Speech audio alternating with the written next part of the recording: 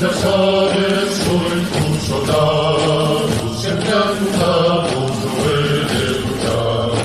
Contigo siempre y hasta que muera, una bandera y un ideal. Y mi ideal, por ti reñido la sangre dar.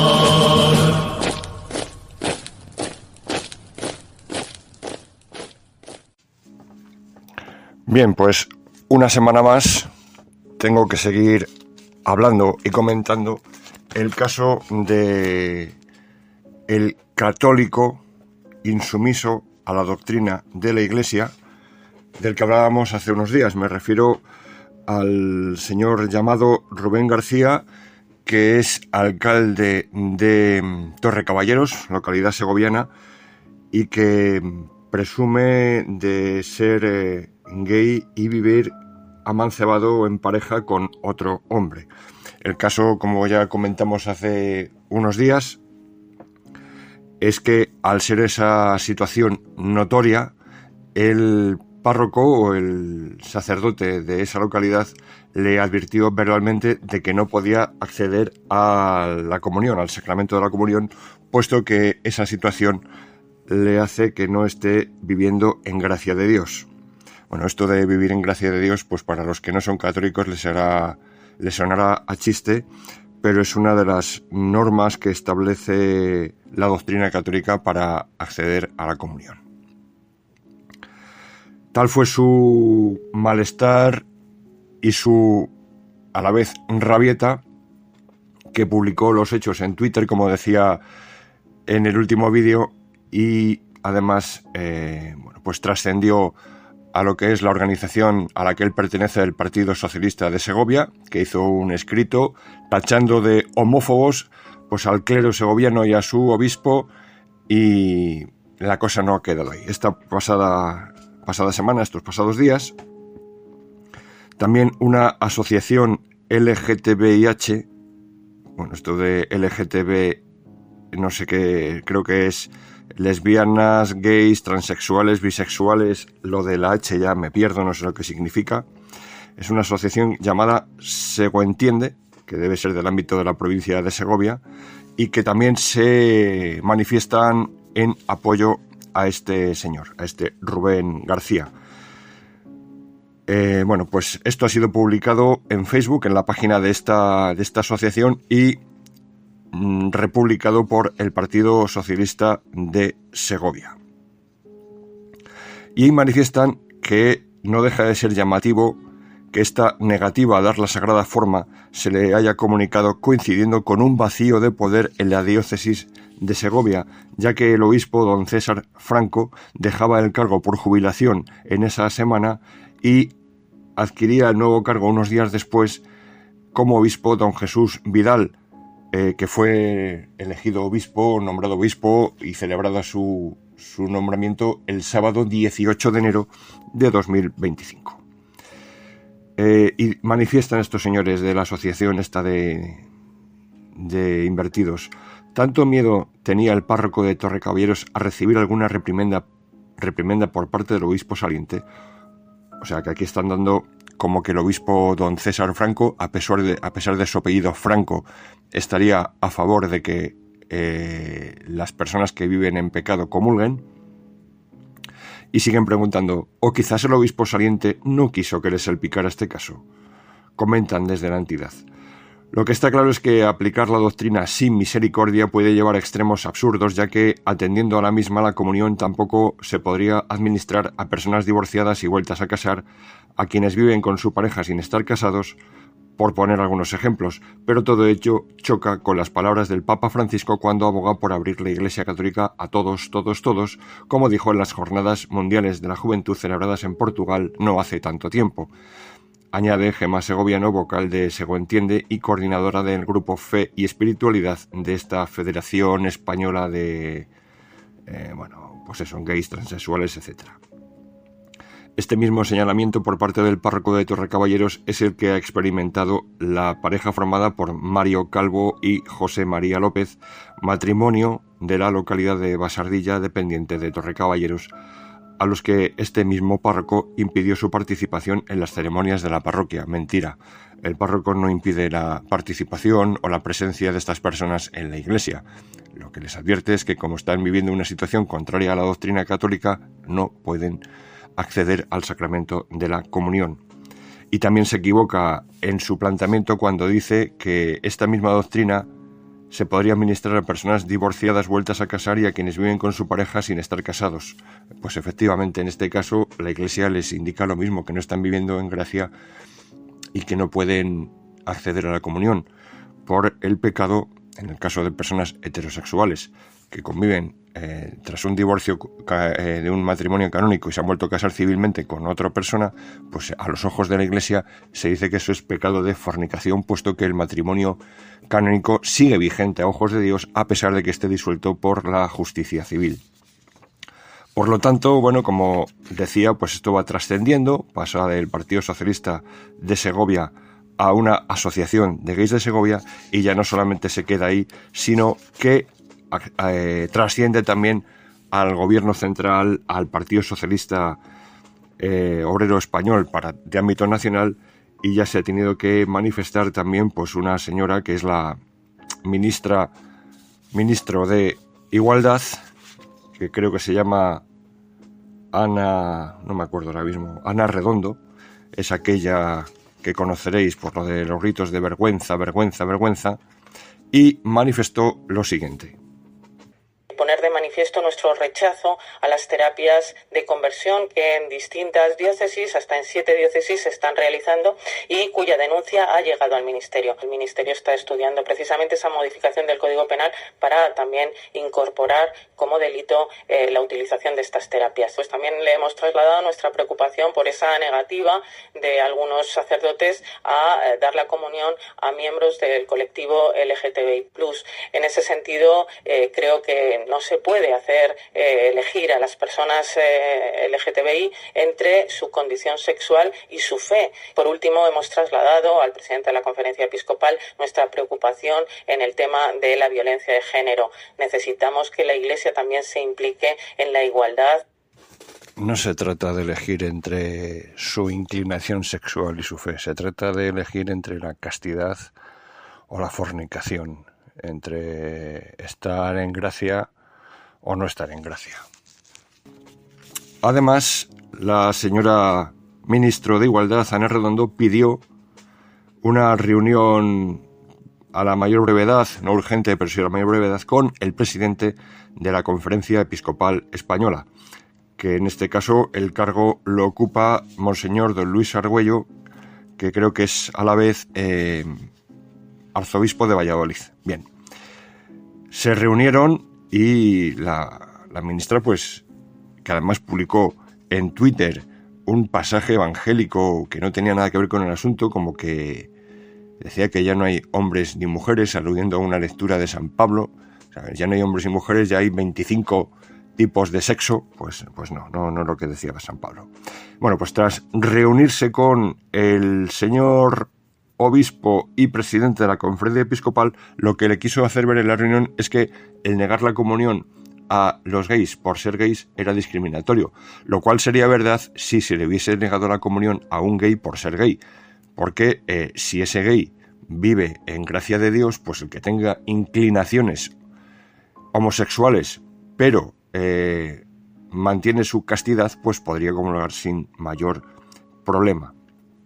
Lo que le hizo ver el obispo a la ministra, a la ministro, es que el problema no era que fuese gay, sino que vivía con otro hombre y era una situación pública y por lo tanto generaba escándalo. Y por lo tanto ese era el motivo de negar la comunión, por el que este señor, el tal Rubén García,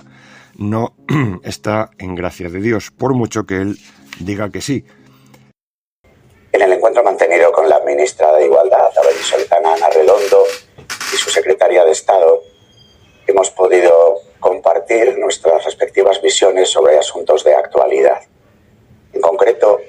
hemos expresado la visión de la Iglesia respecto a las llamadas terapias de conversión, un término que nos parece impreciso, quizás excesivamente amplio y no científico, por lo cual la Iglesia no tiene ningún apoyo que hacer a este mismo tiempo hemos querido dejar bien sentado que las terapias dominantes, incluso en la legislación actual, que son las terapias afirmativas, terminan considerando terapia de conversión a todo lo que no sea terapia afirmativa, y hemos solicitado que este criterio pudiera cambiarse. También hemos dicho que la Iglesia tiene una encomienda, que es anunciar el Evangelio y proponer la conversión a Jesucristo, que desde ahí quizás surjan algunas de las dificultades o imprecisiones para comprender actividades que realizan católicos en diversos lugares de España, que es ofrecer la conversión y la forma de vida del Evangelio. También hemos hablado respecto a los criterios para admitir a la comunión eucarística. Hemos explicado bien que la Iglesia propone a todos sus fieles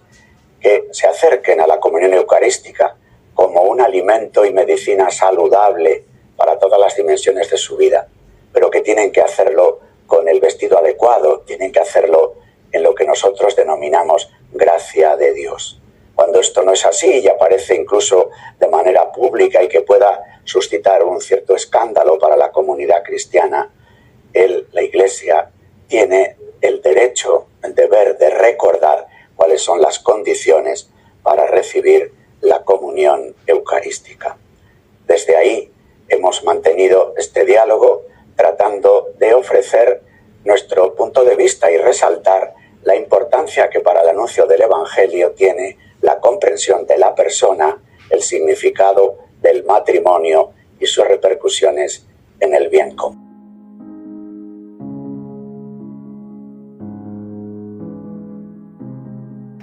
Y en este sentido se han publicado ya en prensa nacional algunos artículos más serios. Esos artículos los voy a reproducir en mi página del blog porque son bastante extensos y dar lugar a una lectura ahora completa pues sería un poco pérdida de tiempo cuando se puede leer tranquilamente. En este caso, en el diario La Razón, con fecha 19 de enero de 2025, José Beltrán publica un artículo titulado «Negar la comunión a un homosexual es inconstitucional», porque además es verdad que la ministra Ana Redondo llegó a afirmar que el negar la comunión a un gay es inconstitucional. Pero debe saber Ana Redondo que el Tribunal Constitucional está para juzgar normas de ámbito público, político, estatal, autonómico, municipal o de administraciones corporativas. Es decir, si una ley dice, por ejemplo, que las personas rubias, por ser rubias, tienen que pagar un suplemento en el impuesto sobre la renta, a diferencia de las personas morenas, eso sería una discriminación que establece una normativa estatal sobre impuestos y sería inconstitucional. Lo que no puede juzgar la inconstitucional es sobre una organización no estatal, tanto que han luchado por la separación de Iglesia-Estado, pues ahora ya la Iglesia no tiene nada que ver con el Estado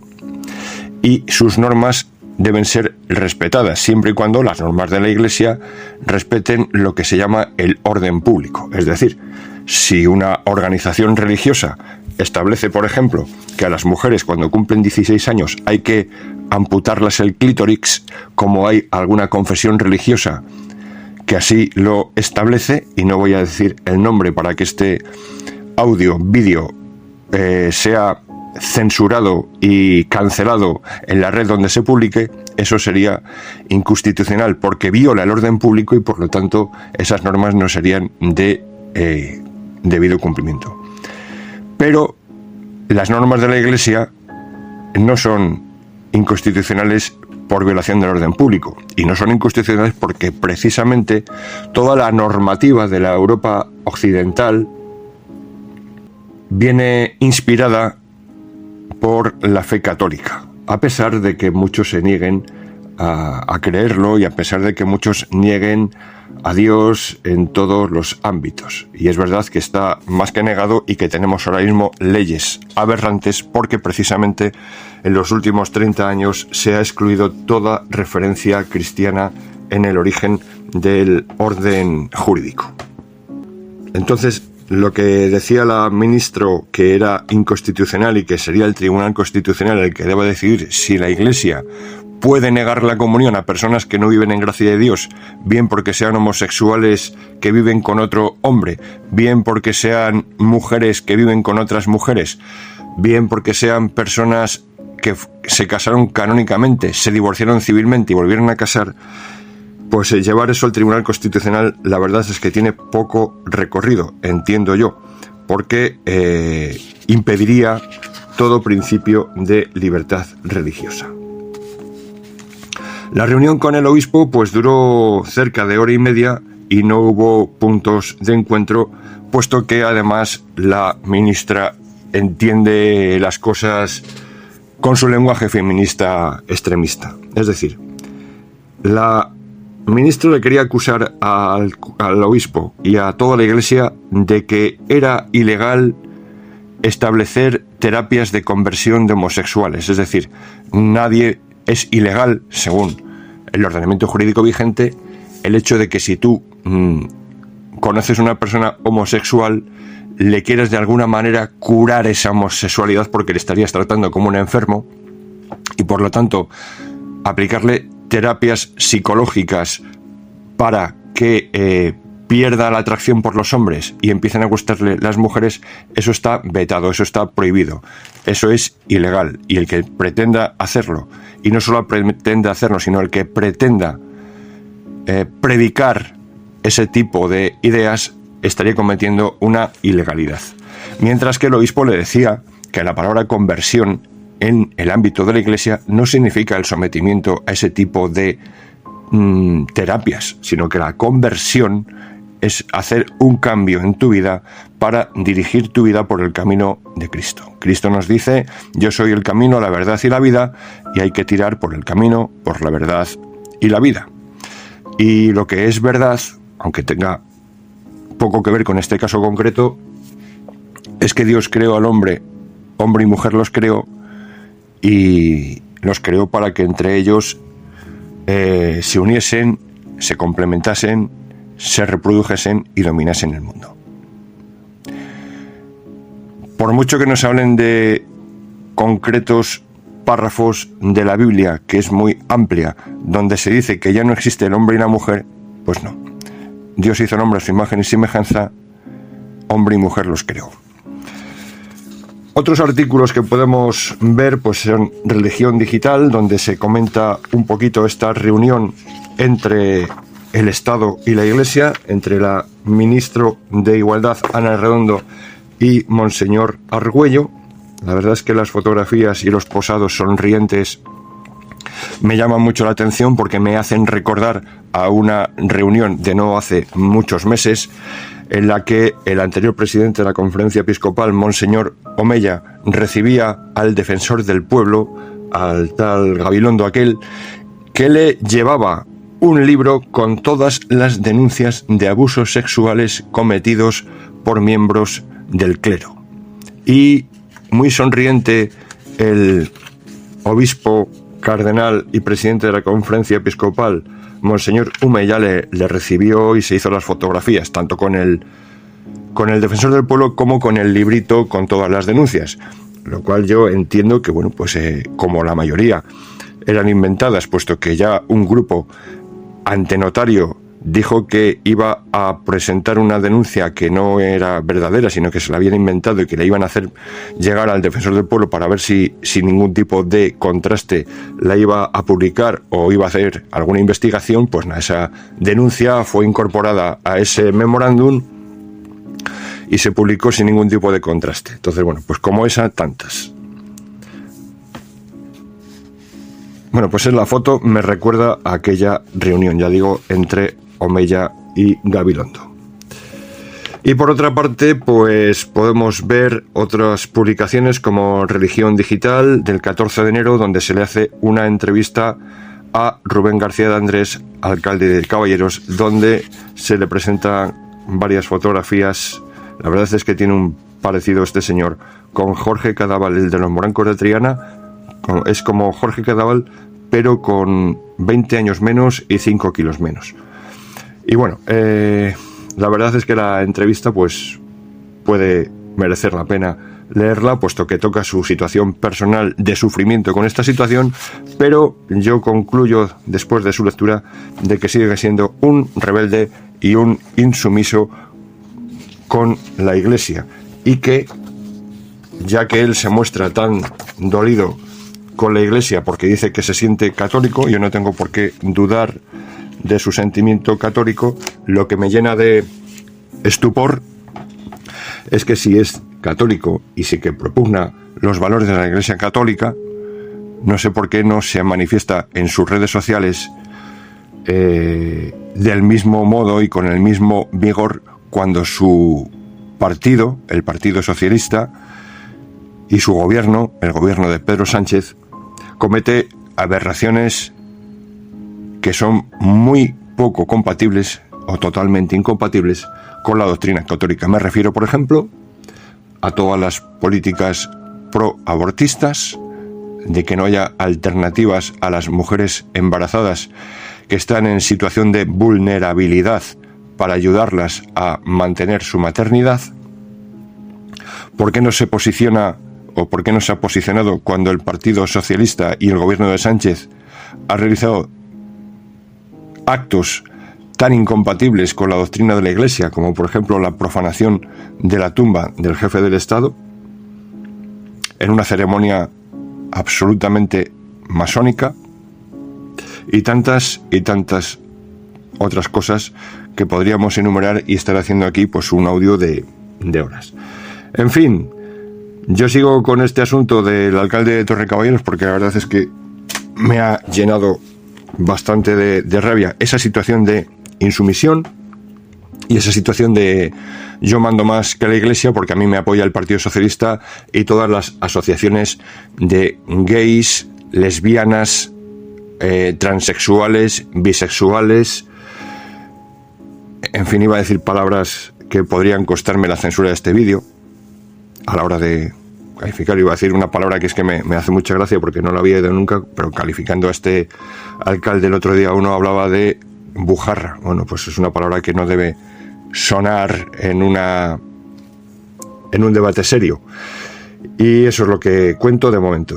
Seguiré atento a las noticias por si hay alguna novedad, pero bueno, en estos días, ya digo, me ha llegado el tema de la reunión entre el gobierno y la Iglesia. Hay que decir también que en esta asociación, según entiende, pues escribieron en sus redes sociales una palabra errónea, pero que me hizo gracia, porque dicen: